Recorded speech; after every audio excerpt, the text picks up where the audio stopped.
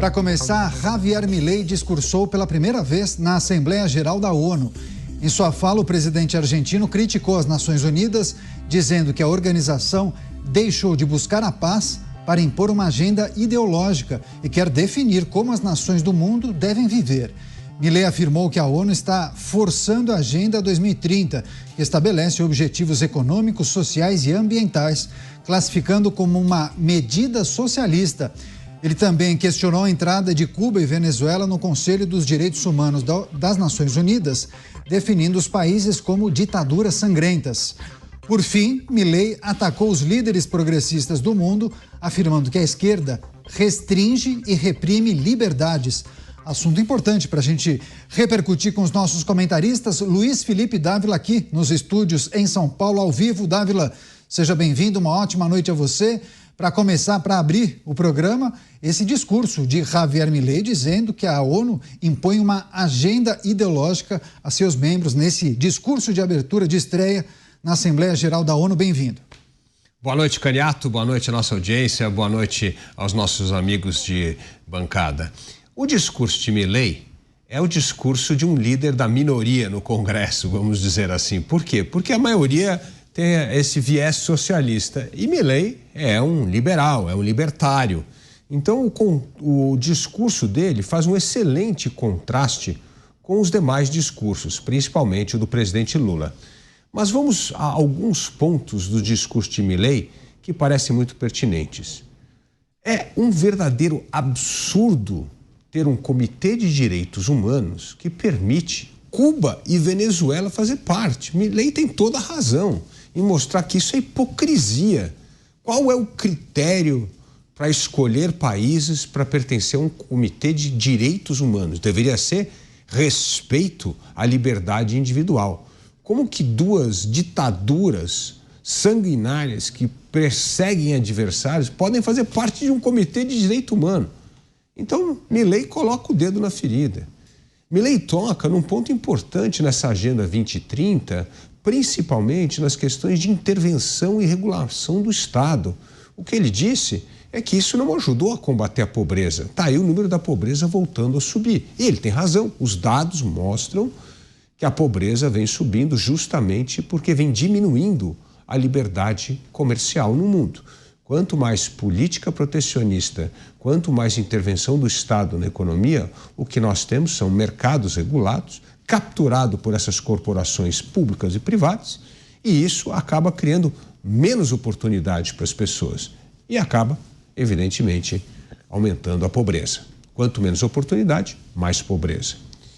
E, finalmente, Milei coloca o dedo na ferida em relação ao papel da ONU nesse mundo de instabilidade de conflitos. Por que ele diz isso? Porque veja o seguinte, se a ONU agisse como uma guardiã dos direitos de soberania de um país, não teria deixado a Ucrânia ser invadida pela Rússia. Então está correto. Então, ao vacilar em defender a soberania de um país claramente, ela não cumpre uma de suas finalidades, que é o princípio da autodeterminação. Portanto, o discurso de Milei tem essas pintadas contra socialista e tal, mas tirando da pitada ideológica e focando em críticas, são críticas pertinentes e que é muito importante nós refletirmos sobre elas. Caso contrário, cada vez mais a ONU vai se distanciar da realidade dos problemas globais. O discurso de Javier Milei na Assembleia Geral da ONU, sua primeira participação, já que assumiu a Argentina no final do ano passado. O Cristiano Beraldo também está com a gente, conectado ao vivo. Beraldo, seja bem-vindo. Ótima noite a você. Javier Milei chamando as Nações Unidas de uma organização impotente para fornecer soluções para os conflitos globais e afirmando que a tal Agenda 2030 é de caráter socialista. Suas impressões, Beraldo? Boa noite, Caniato. Boa noite, Dávila, Mota, nossa audiência. Olha, é impressionante como Milei tem facilidade para ser muito direto, objetivo e falar a verdade de forma franca. É claro que ele expõe as suas opiniões, o Dávila destacou, ele tem opiniões que eventualmente não são aceitas ou não são provadas a fórmula mais correta, esse ímpeto dele libertário, Agora, em relação à ONU, o que dizer? Porque a ONU foi criada num contexto de um mundo que já não existe mais. E a ONU foi se perdendo ao longo do tempo, tentando justificar a sua relevância, a sua importância, mas a dinâmica criada lá atrás já não permite mais que ela possa ser um organismo que defina a situação, o funcionamento do mundo. A gente vê o Conselho de Segurança, que é o mais importante, o mais estratégico, o mais relevante órgão dentro da ONU, como você tem dos dois lados, né, Rússia, China, Estados Unidos, vários países com poder de veto, nada se decide.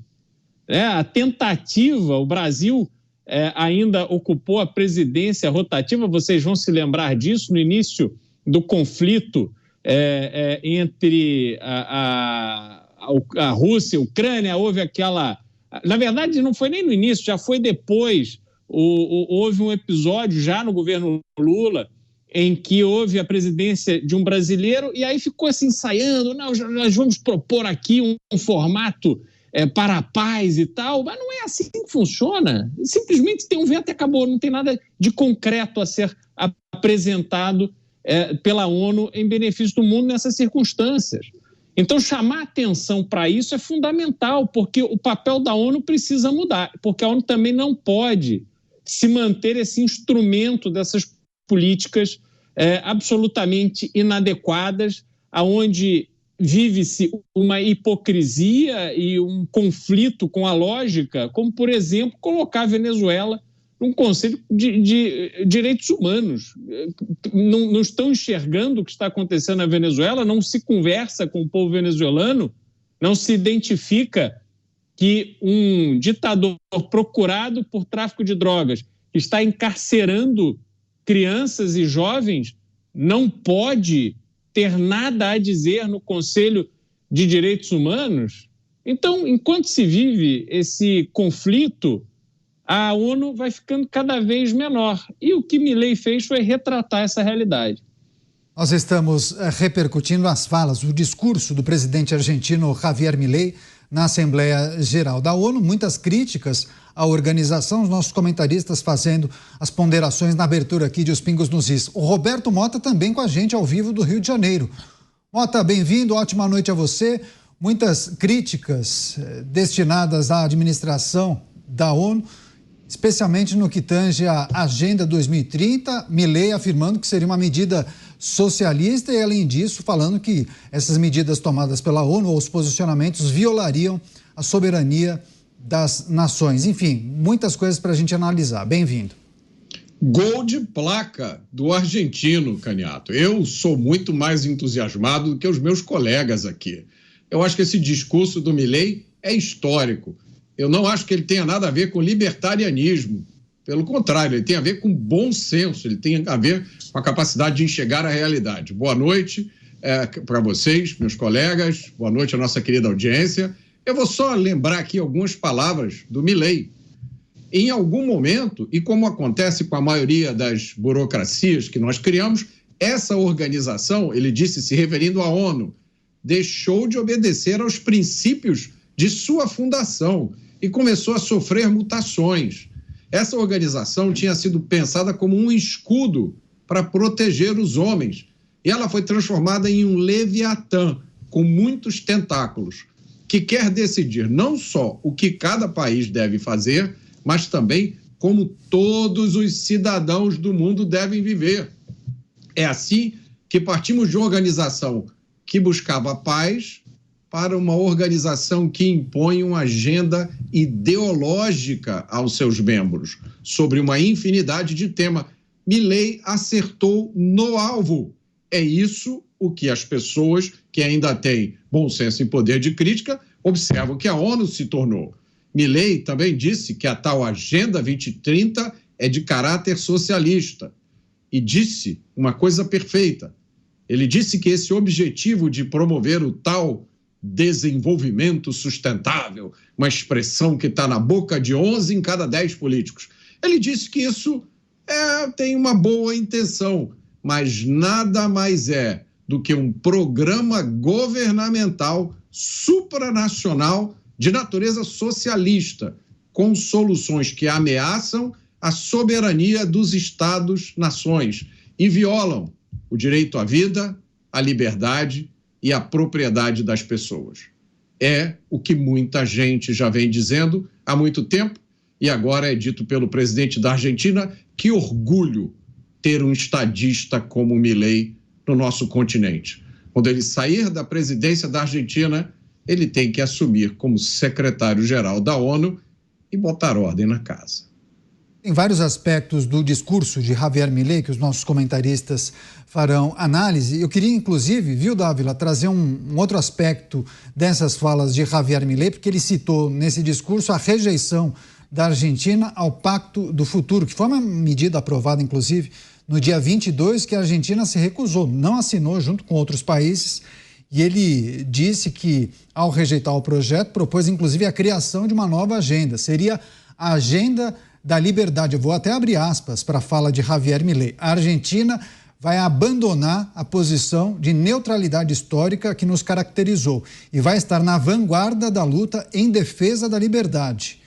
Enfim, ele encerrou, inclusive, o discurso destacando um bordão que ele utilizou durante a campanha. Viva a liberdade, 3 pontinhos. Eu não vou falar na íntegra aqui para não... Espera só um minutinho, eu acho que alguém está falando comigo aqui. Espera. Vai lá, Dávila, quero te ouvir em relação ao discurso de Javier Milei. Aqui entrou uma fala aqui do nada, inclusive deve ser de outro estúdio. Vai lá. O mundo precisa de mais liberdade, mas nós vivemos no momento em que a liberdade vem sendo cada vez mais cerceada.